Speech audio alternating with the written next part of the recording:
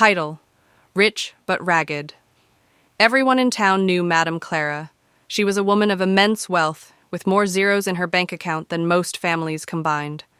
Her name echoed through charity circles, her photo appeared in society columns, and her presence at any event guaranteed attention. Yet, despite her riches, Clara was infamous for one baffling flaw. She had absolutely no sense of style.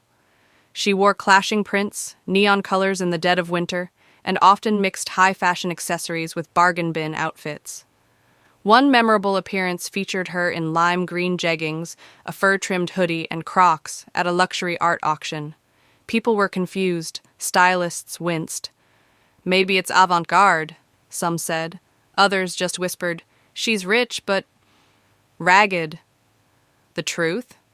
Clara simply didn't care. Raised in poverty, she had learned to value practicality over presentation. When money flooded in through sharp business moves, she kept her modest habits. Spending hundreds on clothes seemed unnecessary, even foolish. "If it fits and doesn't tear, it's good enough," she'd say, flipping through clearance racks while wearing diamond-studded rings. Fashion, to Clara, was a foreign concept.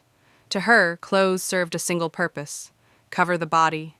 Elegance, texture, and fit? Irrelevant. Then came Zara. Zara, her 22-year-old niece, arrived for a summer stay. A fashion-savvy digital native, Zara's style was effortlessly sharp. She could identify a fabric blend with one touch and had more Pinterest boards than Clara had shoes.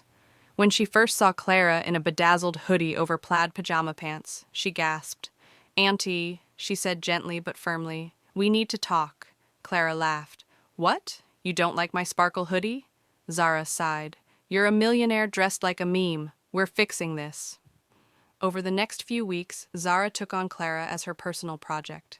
Not to change her aunt, but to elevate her.